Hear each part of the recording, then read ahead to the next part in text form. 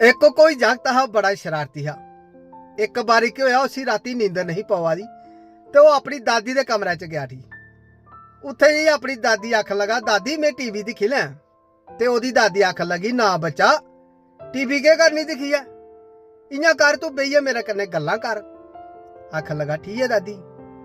वो जागते दे मनै विच पता नहीं के ख्याल आया ते दादी आखन लगा दादी मिगी एक गल सनावा। आखन लगी सुना बच्चा पुछ।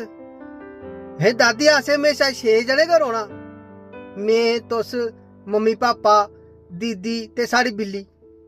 दादी आखन लगी ना बच्चा कल तेरा पापा तेरे वास्ते कुत्ता भी आना दा असें 7 होई जाना।